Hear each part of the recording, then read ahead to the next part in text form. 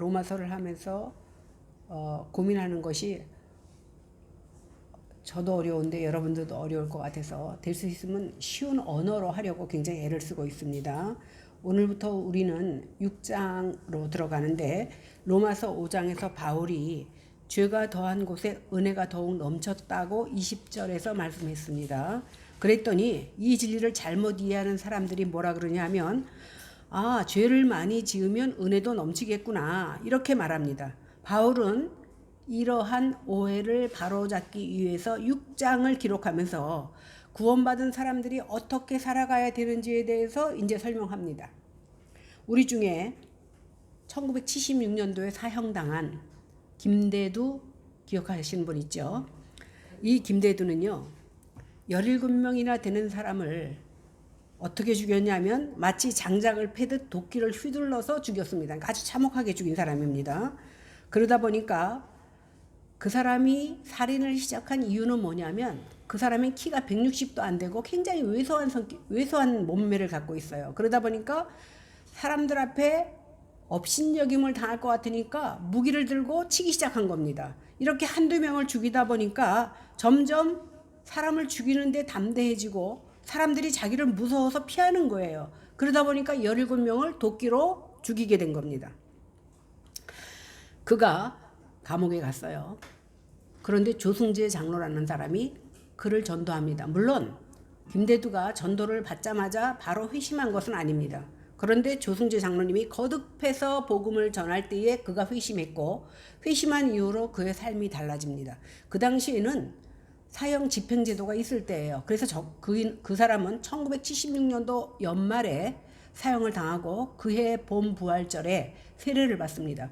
그런데 그는 그의 생명이 아까워서 온 것이 아니라 하나님 앞에 은혜가 너무 감사해서 눈물로 감사하는 기도를 드리고 그 이후 그는요 자기가 죽인 그 많은 사람들의 가족과 그들에게 그 죄송함을 표하면서 편지를 보낸 것을 우리는 잘 알 수 있습니다.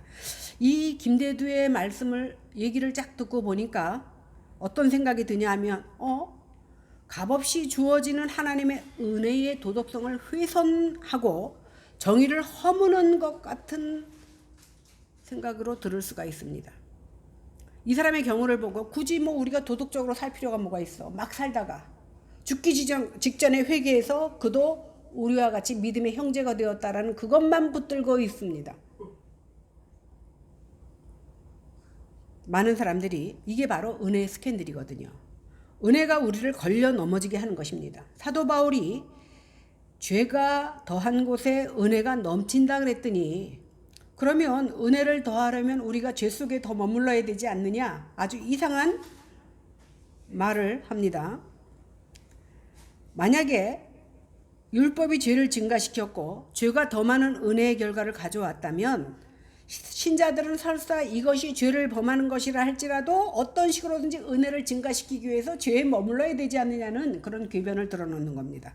그래서 6장 1절부터 사도 바울이 그것에 대한 반증을 하기 시작합니다. 1절과 2절을 같이 보겠습니다. 시작. 그런즉 우리가 무슨 말 하리요? 은혜를 더하게 하려고 죄에 거하겠느냐? 그럴 수 없느니라. 죄에 대하여 죽은 우리가 어찌 그 가운데 더 살리요? 여기서 그런즉 우리가 무슨 말 하리요? 은혜를 더하려고 죄에 거하겠느냐? 이런 질문은 이 말씀의 진리를 제대로 깨닫지 못하는 사람들이 은혜를 더 경험하려면 죄를 더 많이 져야 된다. 이런 이상한 논리를 가져온 것에 대해서 시작한 말씀입니다. 여기 거하다라는 말의 헬라의 메노라는 것은 뭐냐면 잠깐 우리가 죄를 짓는 것이 아니라 죄 가운데 머무르는 거예요. 그러니까 아주 죄 속에 묻혀 사는 겁니다. 저는 이렇게 말하는 사람을 본 적이 있습니다. 참 예수 믿는 사람들은 편해. 죄송한데요. 한고은 집사님이랑 다 옆으로 좀 가세요. 뒷분이 안 보여. 예. 예, 쟤는 이렇게 서로 얼굴을 마주보고 눈이 부딪혀야 은혜를 받습니다. 거하다라는 말은 아주 머물러 있는 것, 죄에 아주 쩔어서 사는 것을 얘기하는 쉽게 말하면 바울이 묻는 것은 뭐냐면 은혜가 크니까 계속 죄 가운데 머물러 살아도 되는가? 이런 질문입니다. 저는 이렇게 말하는 사람 본 적이 있어요. 예수 믿는 사람 참 편하다. 실컷 죄 짓고 회개하면 된다. 근데요, 우리가 입술로 하는 회개가 아니에요. 내 마음 중심에서 우러나오는 것을 하나님은 받으신다라는 거예요. 근데 그들은 우리가 교회 가서 그냥 하나님 잘못했어요 말하면 용서해 준다라고 생각하지만 하나님은 우리의 중심을 보시기 때문에 그가 진심으로 회개했는지 안 했는지조차도 아신다라는 거예요. 많은 사람들이 너희 하나님, 니네가 믿는 하나님은 사랑의 하나님이잖아. 그러니까 어떤 죄를 져도 용서해 줄 거야. 틀린 말은 아니지만 그 사람들의 생각은 잘못됐습니다. 그 사람들은 결국은 하나님과 예수 믿는 사람을 비아냥대는 것이고 복음을 이해하지 못하기 때문에 그런 말을 한 겁니다. 은혜는요, 죄를 허락하는 것이 아니라 죄에서 건져내는 능력입니다. 율법이 죄의 치유책으로 주어졌다고 생각했던 유대인들에게 바울의 이러한 주장은 도덕 폐기론으로 비춰졌던 겁니다. 바울도 유대인들의 이러한 의구심을 알고 있었기 때문에 유대인들이 반문을 제기할 만한 질문을 던지고 그에 대한 대답을 합니다. 그래서 그들의 잘못이 너희들이 오해했다라는 것을 이제는 하나하나 밝혀나가려고 하는 겁니다. 그래서 뭐라고 대답합니까? 그럴 수 없다. 아주 단호한 부정입니다. 죄에 대해서 죽은 우리가 어찌 그 가운데 살겠느냐 이렇게 말하는 겁니다. 여기서 죽었다, 죄에 대해서 죽었다 그러니까 죄가 완전히 없어졌다 이런 뜻이 아닙니다. 죄의 권세가 끝났다 이런 뜻입니다. 예전에는 죄가 시키는 대로 살았습니다. 싫은 사람이 있으면 미워하고 내가 갖고 싶은 거 있으면 욕심내고 거짓말도 하고 사람들 우습게 보고 교만하게 살았습니다. 그러면서도 죄책감을 느끼지 못했습니다. 그러나 이제는 다릅니다. 예수님을 믿은 후에는 우리의 신분이 달라졌습니다. 왜? 우리는 죄의 나라에 살았다가 하나님의 나라로 옮긴 사람들입니다. 여전히 유혹은 있지만 죄가 우리를 지배할 권리가 없어졌습니다. 죄가 명령하면 그때는 따라야 됐지만 왜? 죄가 왕이기 때문에. 그런데 이제는 거절할 수 있게 됐습니다. 왜냐하면 우리의 주인이 바뀌었어. 죄가 우리의 주인이 아니라 하나님이 우리 주인이 된 겁니다. 예를 들어서 노예가 주인에게서 해방되면 더 이상 그 주인의 명령을 따르지 않아도 됩니다. 죄는 여전히 우리를 유혹하지만 성도는 더 이상 죄의 지배 아래 머물러 있지 않는다는 겁니다. 이제는 죄가 왕이었지만 지금은 예수님이 우리의 왕입니다. 그리스도인은 죄에 대해서 죽었습니다. 3절 보겠습니다. 시작. 무릇 그리스도 예수와 합하여 죽으심을 합하여 세례를 받는 줄을 알지 못하느냐. 바울은 이제 우리 그리스도인이 죄 가운데 살 수 있는 이유를 이제 세례라는 것을 통하여서 설명해 줍니다. 아담의 허리에서 난 모든 인류는 죄 가운데 있습니다. 그러므로 죽음에서 생명으로 옮겨지는 것은 죄와 사망을 정복하고 은총의 시대를 도래시킨 그리스도의 사건에 비추어 설명되어야 이해할 수 있습니다. 그래서 바울은 무릇 그리스도 예수와 합하여 세례를 받은 우리는 그의 죽으심과 합하여 세례받은 줄을 알지 못하느냐 이렇게 반문합니다. 참 얼뜻 들으면 이해가 안 되죠. 우리 그리스도인들은 그리스도 예수와 연합하여 세례를 받은 자입니다. 이제 설명할게요. 세례는요, 그리스도와 연합을 하나 되는 것을 보여주는 표입니다. 여기서 가장 중요한 단어가 뭐냐면 합하여라는 단어입니다. 이것은 바울은 단순히 예수 믿으세요 이렇게 말하지 않고 뭐라 그랬냐면 예수님과 합하여 하나가 되라 이렇게 말하고 있습니다. 보세요. 포도나무에 가지가 붙어 있으면 그 가지는 나무의 공급을 받아서 살 수가 있습니다. 그런데 뚝 잘라버리면 어떻게 돼요? 거기서는 살지도 못하고 열매도 맺을 수가 없습니다. 마찬가지로 우리가 그리스도 안에 붙어 있는 사람이 되면 살 수도 있고 우리의 생을 유지할 수가 있습니다. 다시 말해서 세례를 통해서 예수님은 죽음이 나의 죽음이 되고 예수님의 부활이 나의 부활이 된다라는 겁니다. 세례는 바로 이 사실을 눈에 보이게 선포하는 예식입니다. 지금은 세례를 받을 때 약식으로 3번, 특히 장로교에서는 이렇게 물을 뿌려서 세례를 하지만 침례교에서는 물에 들어갔다 나옵니다. 여기서 물에 들어갔다 나오는데 물에 들어갔을 때 무슨 의미를 가지고 있는 나는 이제 죽습니다. 나의 옛사람은 죽는다라는 의미로 물에 빠집니다. 그러니까 물속에 잠길 때 그리스도와 함께 나는 장사됩니다. 이 뜻입니다. 그리고 다시 물에서 올라올 때는 나는 새 생명으로 다시 살았습니다라는 의미를 가지고 있습니다. 그러므로 세례는 단순한 종교 의식이 아니라 삶의 선언입니다. 나는 더 이상 이전에 나는 죽었고 예수님의 사람으로 다시 태어났다라는 선언이 되는 겁니다. 오늘날 안타깝게도 세례를 받고 나서도 세례 받기 이전과 다를 바 없는 모습으로 살아가고 있는데 세례는 끝이 아니라 시작입니다. 그러니까 세례 받았으면 이제 됐어. 나는 크리스찬이 되었어. 이게 아닙니다. 이제부터는 예수 믿는 사람으로서의 삶을 시작해야 된다는 겁니다. 4절 보겠습니다. 시작. 그러므로 우리가 그의 죽으심과 합하여 세례를 받음으로 그와 함께 장사되었나니 이는 아버지의 영광으로 말미암아 그리스도를 죽은 자 가운데서 살리심과 같이 우리로 또한 새 생명 가운데서 행하게 하려 함이라. 그러니까 세례는요, 예수 그리스도의 죽음, 장사 지냄, 그리고 부활을 다 함축하는 의식입니다. 장사 지낸다는 것은 뭐예요?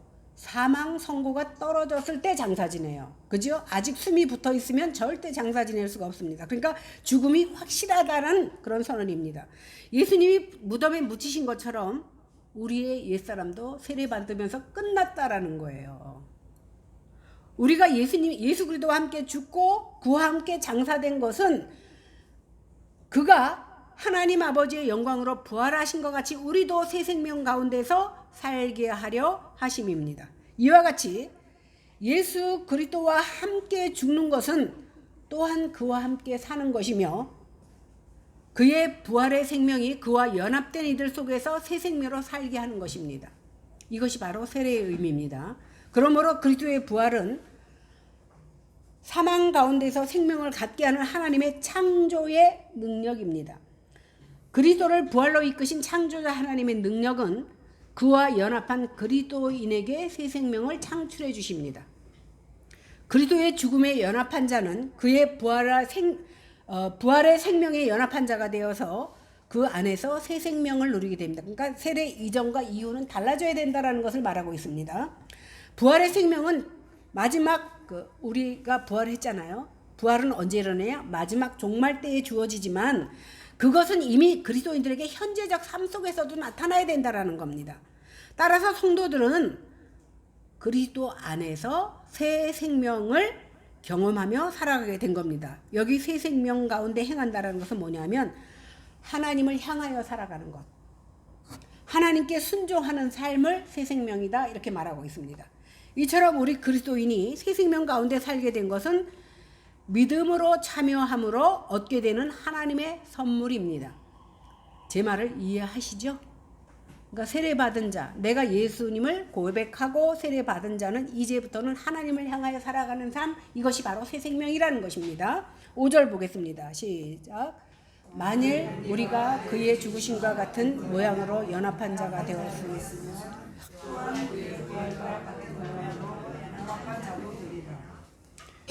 이제 천천히 제가 읽을게요.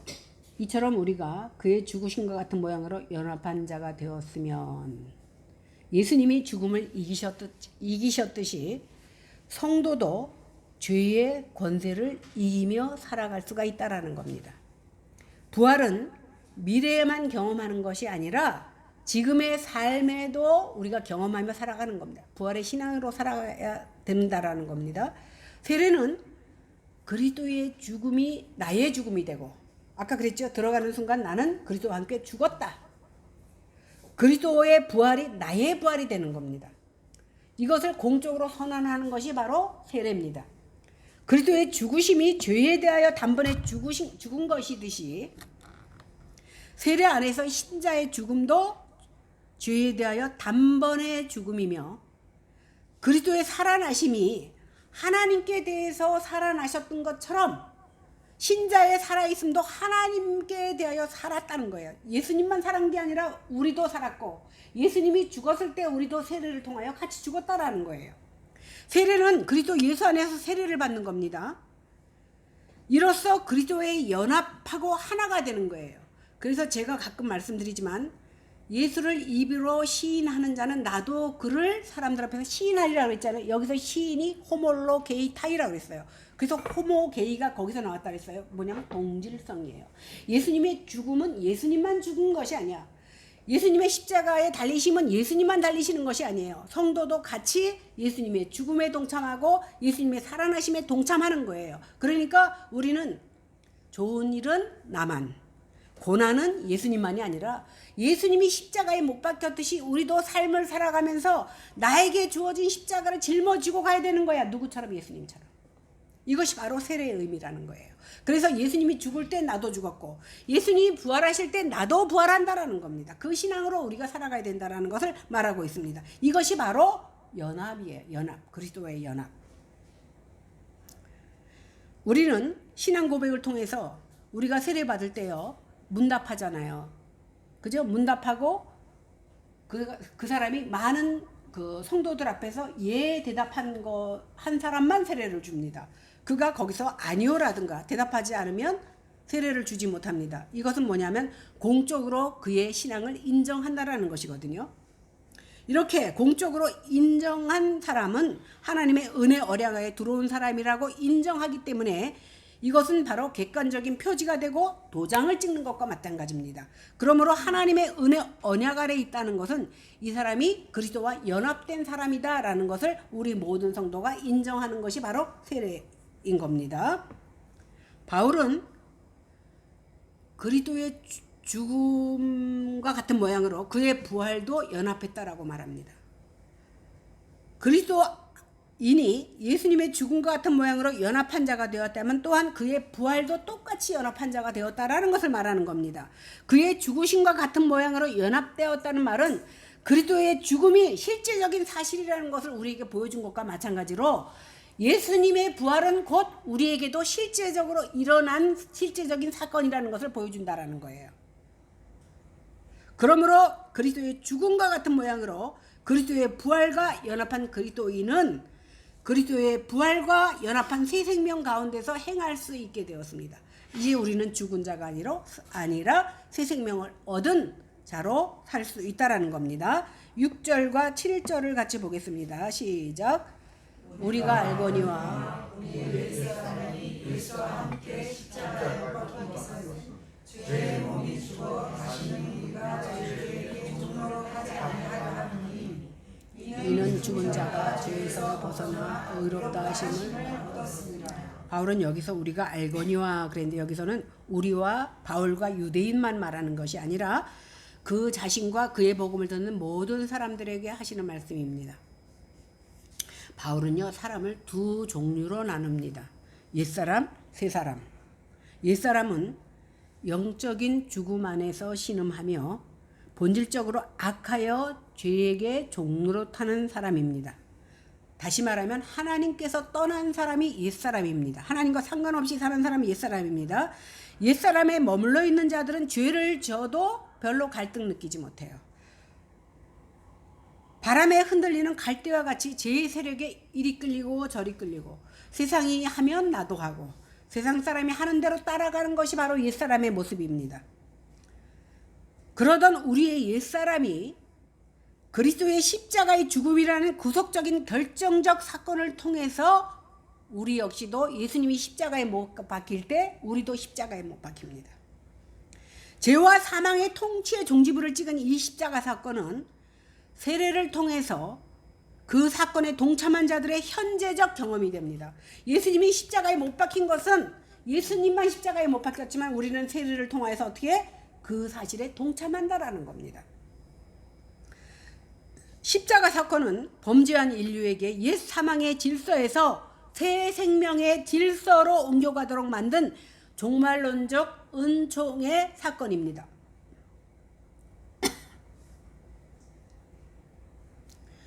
이렇게요. 우리 그리스도인들이 예수와 함께 십자가에 못 박힌 이유가 뭐냐 하면 우리 죄의 몸이 죽어서 다시는 죄에게 종노릇하지 말도록 하시는 겁니다. 이렇게 죄의 지배를 받던 인간은 그리스도 십자가의 사건을 통해서 결정적인 전환을 겪게 되고 그리스도 안에서 죄의 지배를 받던 삶의 종지부를 찍게 됩니다. 옛사람이 예수와 함께 십자가에 못 박힘으로 우리는 다시는 죄에게 종노릇하면 안 됩니다. 이로써 우리는 죄의 종노릇한 데서 해방되었으며 지금은 그 속박으로부터 자유함을 얻었습니다.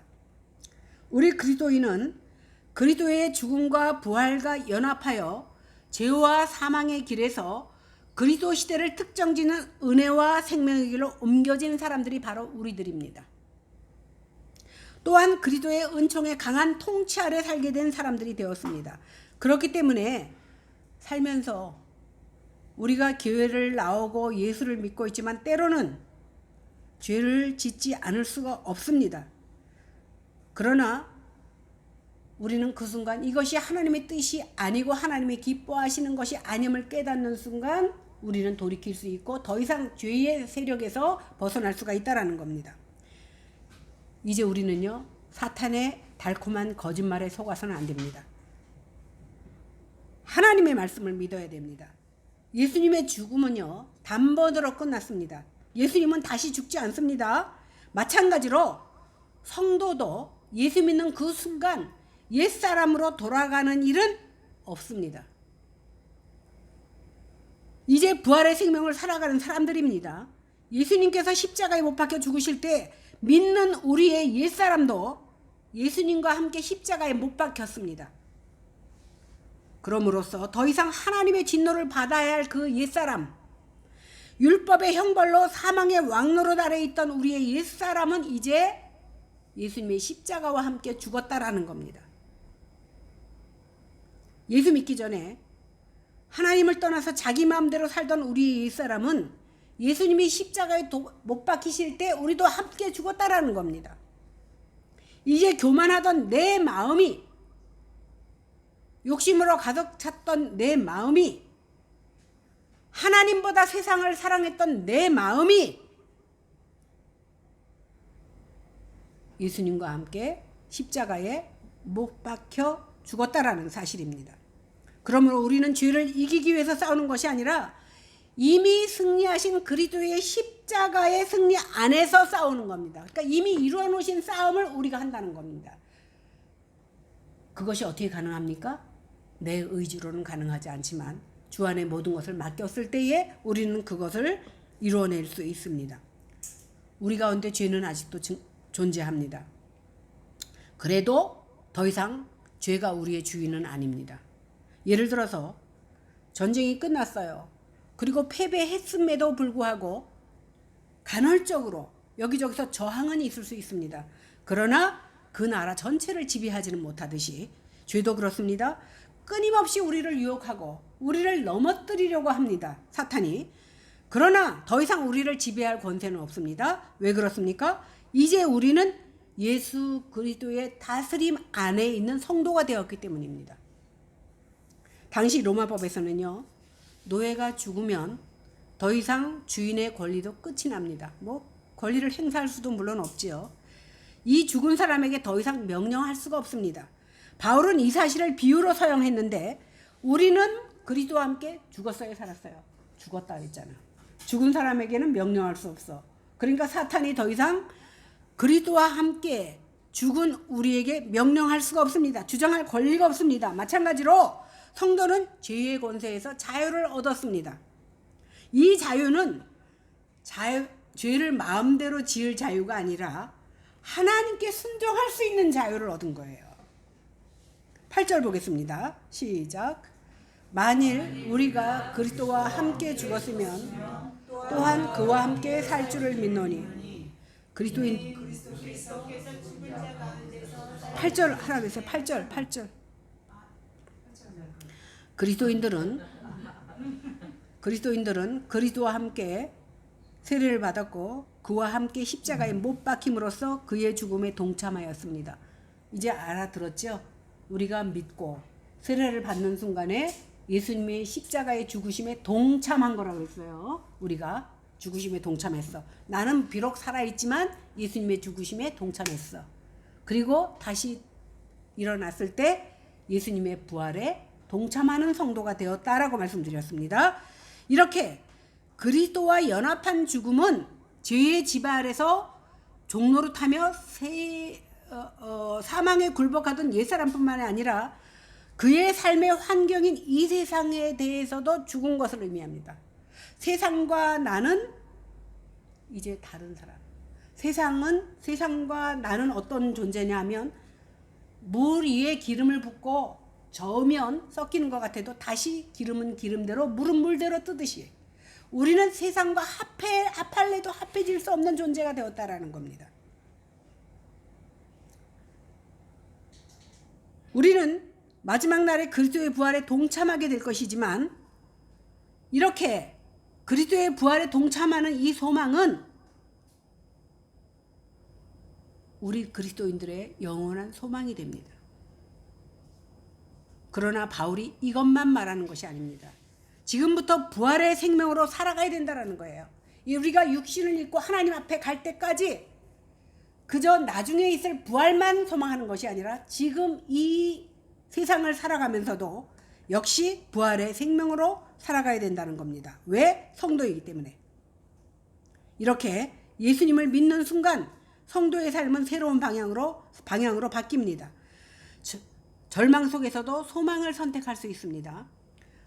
이제는 미움보다 용서를 기도합니다.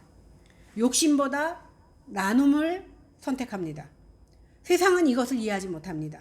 그러나 이것이 부활의 생명인 거예요. 그러니까 우리가 부활의 생명을 받았다 그러니까 뭔가 우리의 육체가 달라지는 것을 말하는 것이 아니라 우리의 삶의 모습이 변하는 거예요.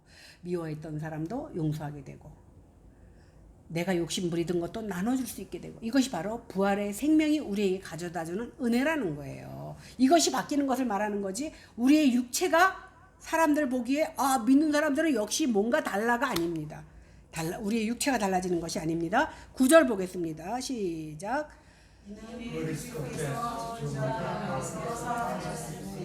다시 죽지 아니하시고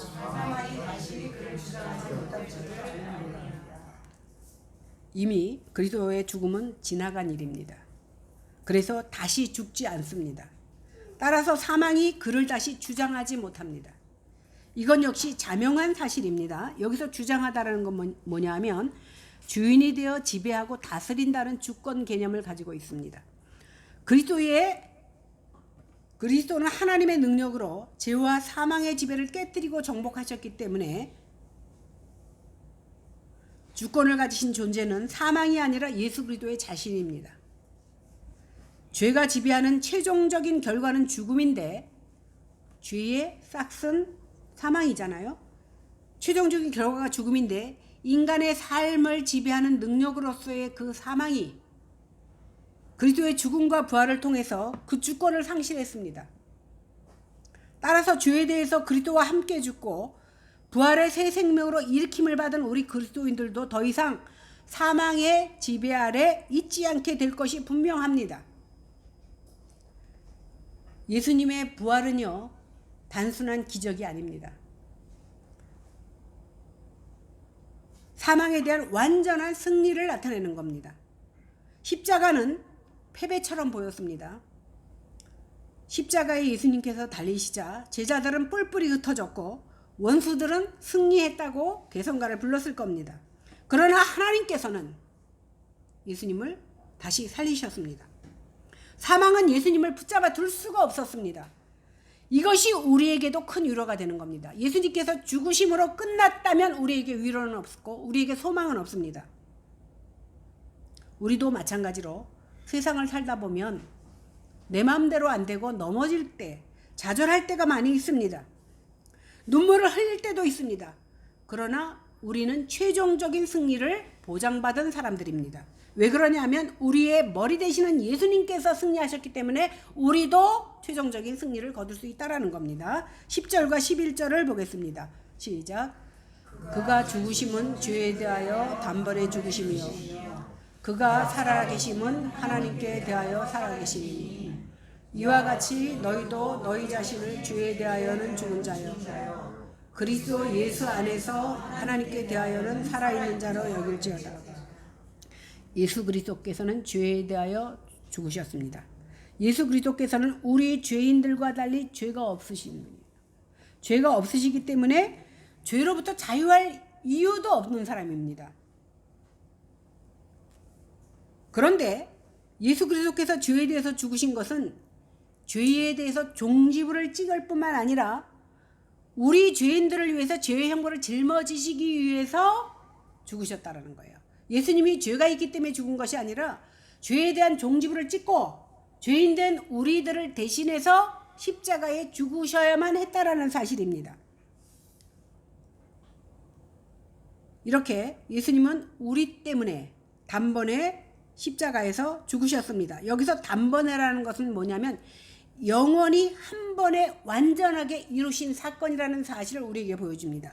우리가 기억했듯이 구약시대의 제사는 죄를 지을 때마다 제물을 드려서 하나님 앞에 제사를 지내야 했습니다. 그러나 예수님께서는 단번에 영원히 한 번만에 이루어진 사건으로 십자가에 돌아가셨습니다. 그래서 히브리 기자는 한 번의 제사로 영원히 온전하게 하셨다고 말합니다.